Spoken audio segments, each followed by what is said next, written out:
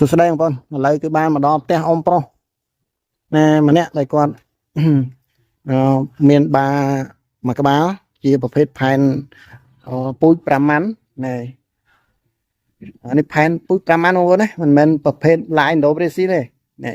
ដែលគាត់ប្រាប់ថាគាត់ចង់លក់ចឹងណាបងប្អូនណែនេះ5ម៉ាន់សុទ្ធបងប្អូននេះកូន5ម៉ាន់បងប្អូនណាដែល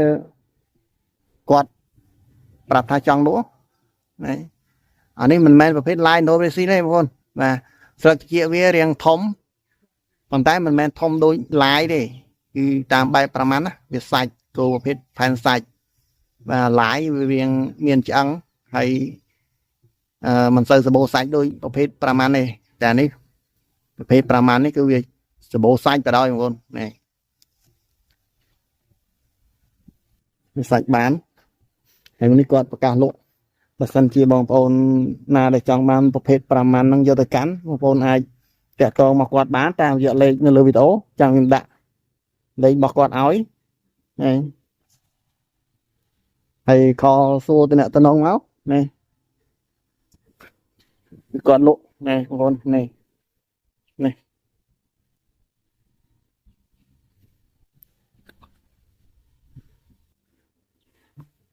មួយនេះស្អាតខ្លាំងបងប្អូនណែស្អាតខ្លាំងសម្បូរបានមើលឥឡូវយើងមើលពីក្បាលវាទៅនេះក្បាលវាធំល្អណែស្លឹកជីក៏ធំមិនមែនធំហើយវែងអាទេអាបាយទេណាធំស្អាតបងប្អូនណែហើយចាំងខ្នងមកណាត្រង់ភ្លឹងឡើងមូលភ្លុញផ្លែបោកវាចាប់ដើមឡើងបោកអីចាប់ដើមឡើងបោកបងប្អូនតែមួយនេះនៅក្មេងឯងលក្ខណៈកូនកូនឡាយបងណែជាលក្ខណៈកូនកូនឡាយទេតែវាស្អាតណែស្អាតមកចេញមកស្អាតចឹងមកបានរៀងបានសាច់បានមៀតមួយនេះចឹងជើងវាល្អល្អធំនេះជើងវាធំល្អត្រង់ឆ្អឹងវាល្អឡើយយើងមើលជើងយើងមើលជើងនេះឲ្យថាយើងមិនបានឃើញជើងឃើញអីចឹងណាឥឡូវថតជើងឲ្យមើលទៀតនេះជើងវាល្អឆ្អឹងល្អបងចឹងល្អឲ្យឡើងត្រង់ភ្លឹងទៀតហ្នឹងហើយមិនមែនកងែងកងន់ទេណាតែមានកងែងកងន់ទេកងែងកងងទេនេះបងប្អូនត្រូវកាយបងប្អូនតាក់តងមកគាត់បានបងប្អូនណានៃប្រភេទផែន5ម៉ាន់បងប្អូនបា5ម៉ាន់មិនមែនបាយូនទេណាក៏ច្រឡំឃើញសម្បល់ក្រហមទៀតថាគោយូនណាអត់មែនទេណាហើយក៏មិនមែនឡាយដែរណែយ៉ាត់ច្រឡំហើយ5ម៉ាន់សុទ្ធកូនកាត់ណែ5ម៉ាន់កូនកាត់បងប្អូន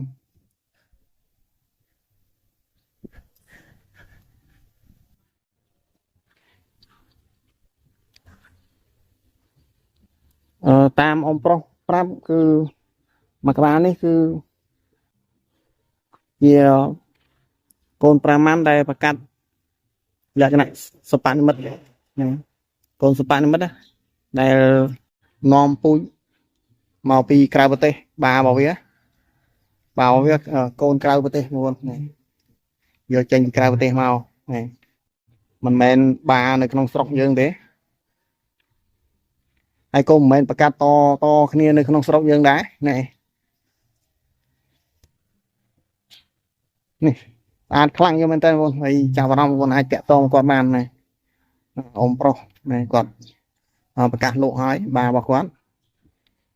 នេះហើយកន្លែងប្រកាសរបស់គាត់នោះកន្លែងប្រកាសឲ្យទៅមើលកន្លែងប្រកាសតិចនេះ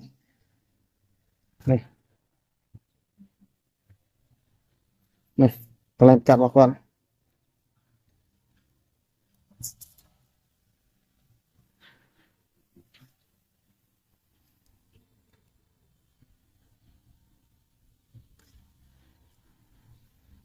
ចឹងបងប្អូនកុំភ្លេចជួយ share ចែកម្លែកឲ្យបងប្អូនយើងផ្សេងគាត់បានដឹងហ៎តែលោកគាត់ត្រូវការការបាល់ល្អណាបងប្អូនតែលោកគាត់ត្រូវការការបាល់ល្អបាល់ប្រភេទផែន5ម៉ាន់ចឹងតាក់ទងមកបានតាមរយៈលេខនៅលើវីដេអូហ្នឹងចឹងវីដេអូហ្នឹងមានតែប៉ុណ្ណឹងបងប្អូន